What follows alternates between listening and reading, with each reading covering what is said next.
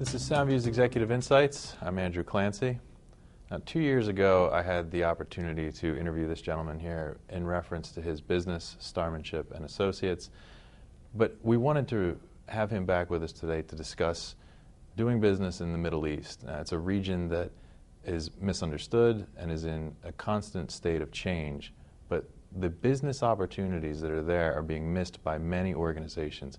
So I'm very pleased to welcome back Mr. Raja Haddad, the founder and owner of Starmanship and Associates. Raja, welcome back. Let's start by revisiting the past for a moment when it comes to Starmanship and Associates. You started the firm in 1995, and that was a time when Lebanon was faced with a work environment that was in a rapid state of change. You saw that as an opportunity. Tell me why.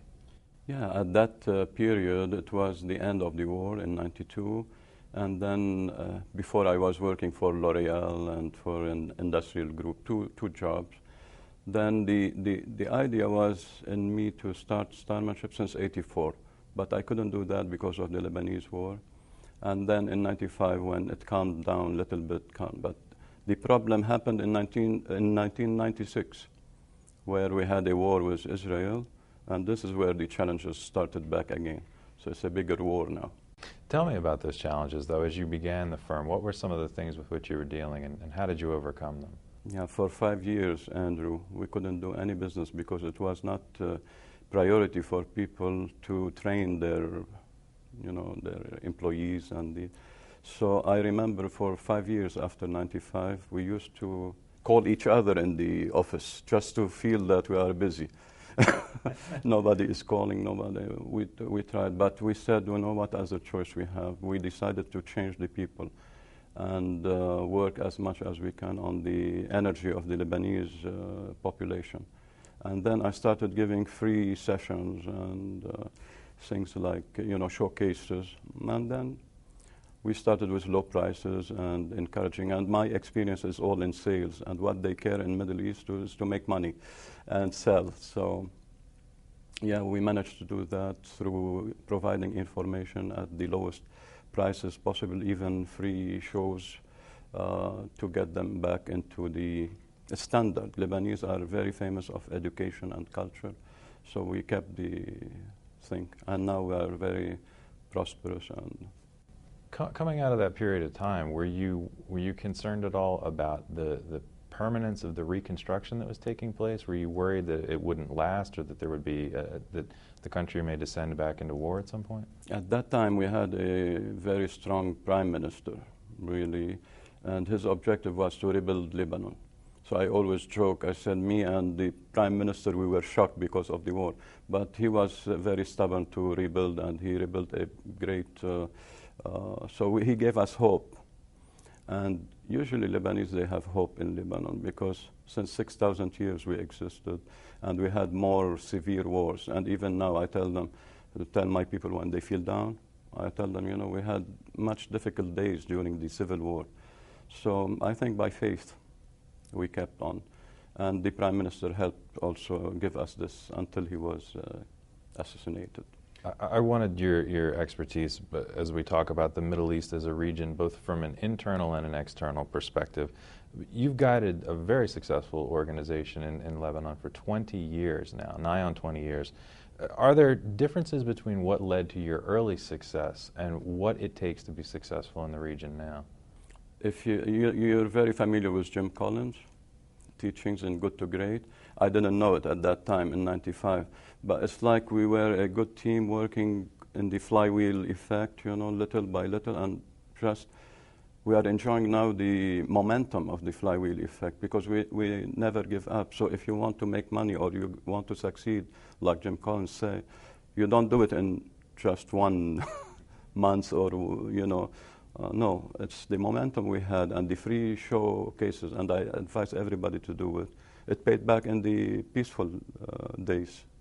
So instead of fleeing or, nagging or getting out, and this is why we grew, because we never give up. You cannot. It's the biggest opportunity. For example, if I start a company here in the States, I'm sure I will not be very successful as in Lebanon. And this is what we encourage Westerns to do, come and invest in these types of businesses. You make lots of money. And by the way, you change people. You Westernize them. That's one of the aspects. But they don't know. That's exactly correct. I was going to say that there is that misperception. People tend, from an outside perspective, to read the region as a whole. They don't understand the unique strengths of each country, the challenges that it faces. How can businesses become better about taking a unique approach to the individual countries that make up the region? Yeah, they have to change their lens, For example, myself, I studied in the States. I had a different lens about the Americans. But I found out the American people, American culture is different, it has nothing to do with government and policies. So I accepted them very well. I changed my lens and I became, Westernized. But the Americans have to do the same, or the Western, even Europeans. I work with Europeans a lot. Europeans are easier to change because they are closer to the Middle East. I work with L'Oreal. They like our food, and they don't have this. They believe in us. So they have to really have a different lens, open lens. And I think this interview and others with people from the Middle East will make them believe that we are, good business people, and there are opportunities much more than here. That's another aspect that people don't recognize, is the potential for growth in the region. Can you tell us a little bit about how that's changed? You know how many people we have in the Middle East? Lots of them, and they are hungry for learning new things. Not like here, with the social media and the e-learning and these things. The e-learning will not change people as much as the impact of the leaders. We don't call ourselves instructors, leaders, inspirers, what have you. And, from where we get our material? From here, when we teach. So they can come and they have to change their, for example, they keep telling me, how are the camels in Lebanon? I never seen a camel in Lebanon, I see them here in the zoo in San Diego.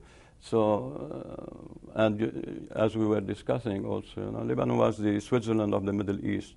So you can come and teach and make money. By the way, you make lots of money when you have this hunger for learning. Not like here, everybody is educated, and so I think and they are very serious about it. You mentioned social media a moment ago. That's a way in which people become aware of the region now in a way that they haven't previously. This sort of there's the online publications and social media for gaining insight. Do you think that that's been a blessing, or is it giving an inaccurate picture of the region? It's both, and I think it's negative more than positive because, they think that they know it all now by reading, and it's really by experiencing it and discussing it more. So, and second, the good side about it is that they let us also, not me personally, but other people who didn't have the chance or the opportunity to study here, they help open their thinking about the West and these things. This is the positive point. The negative ones is that make them lazy about learning and hungry again. And the other one is transferring some of the negative, negative issues which they were not familiar with. I don't want to say what, you know what I mean. And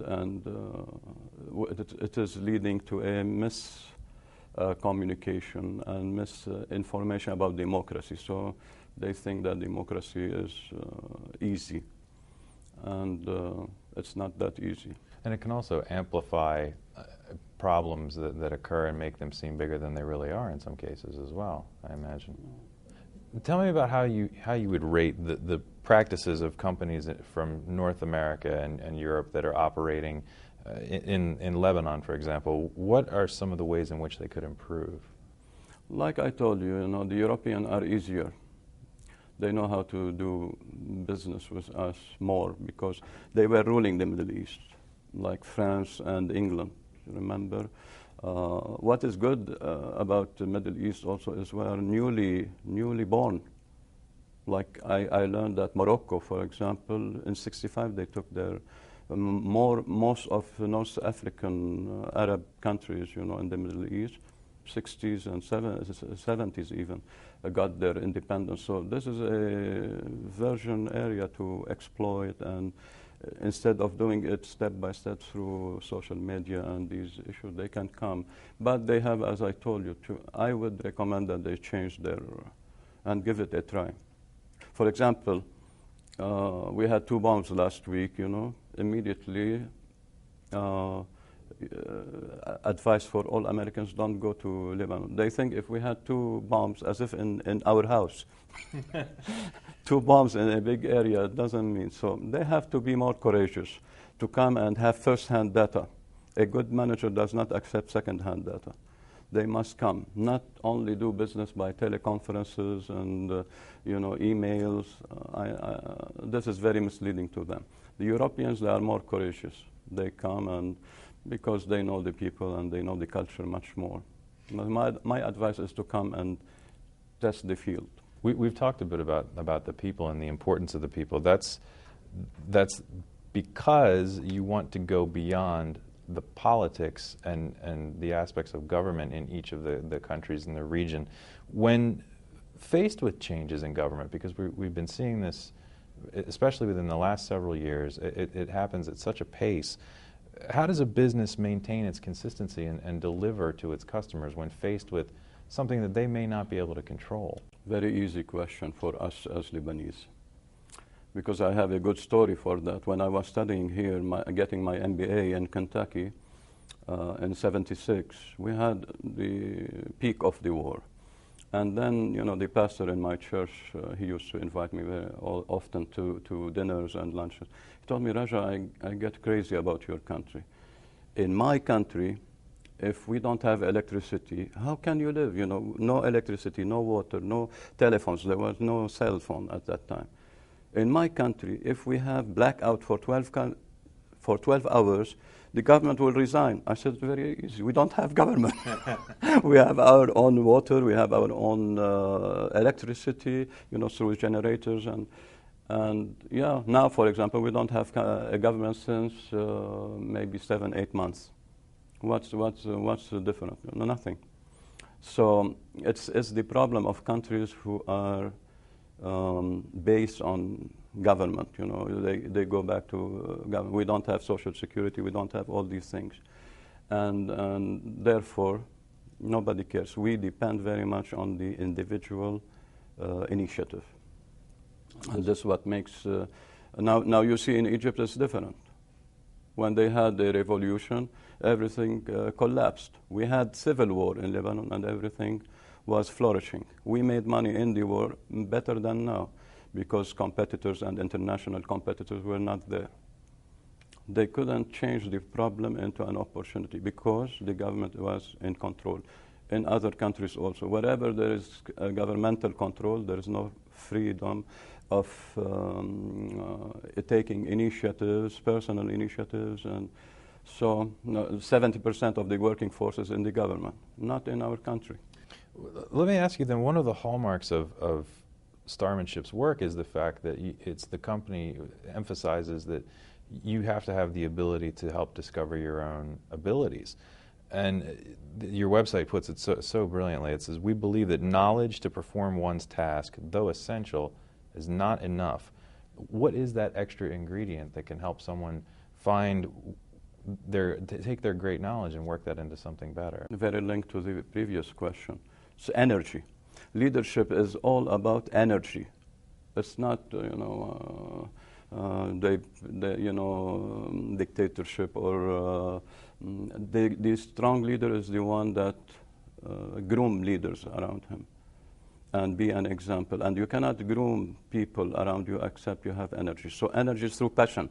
You have the knowledge, and also there are so many people, they think, gray hair, skills. It doesn't matter if you have the knowledge and skills if you don't have the desire. There are 2 types of desires. Self-desire, which is very well encouraged by the previous question, that we cannot live without it. Self-desire. You work on your health, you work on your mental capability. You read, you attend seminars, and nobody will tell you why you are reading, why you are listening to classical music, and spiritual strengths. And there are boss desire. This is what we teach. Not everybody is honored and privileged to have self-desire. So enhance in them the desire, and they can astonish the world. And you can tell here when the next culture, next, they don't even say next gentleman, please. It's no energy. It's routine, bureaucracy. And if we get fired, we go to the welfare. So even though they have the skills and the 2 PhDs, what have you, they don't make money, they don't make sense in life. But I think it's the energy. Leaders, strong leaders, they have energy to push others to excel. It's not that you are a great guy, so we worship you. That's the old example of leadership. It's about inspiring confidence in others, making them happy, and you cannot make them happy and energized if you are yourself not energized. And to me, I wanted to close by discussing the fact that you serve as such an example to people within the region, because you built your business to be a success out of a time of great change. Now, I think we could agree that whether it's in Lebanon or in Egypt or in Iraq, there are probably individuals there right now who have a business idea that could change the shape of the globe. What do you recommend? What advice do you give them? I've been invited to so many. They call them young presidents organizations, entrepreneurial. So these guys, I talk to them, they accept immediately the philosophy of energy, because they themselves. I recommend, again, if you don't like, resign, but don't stay because of the salary. That's my philosophy in life. And you know that here, 88% of people, they are in their occupation by mistake, according to latest study. 33 of these 88, they just hate their work, but they have to. So I would tell them, if you love what you do, you can excel. And love comes from passion and desire and energy. It doesn't come from skills. And because my father wants me to be a doctor, my father wants me to be an engineer, I was inspired by that guy. It should be in the, again, quoting Jim Collins, in the DNA. So what do I teach, what do I sell? In public speaking.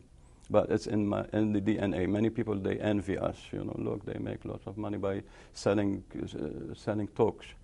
But they start their own business. They don't. It's not in their DNA. Passion is not enough if they don't have it really geared to their DNA.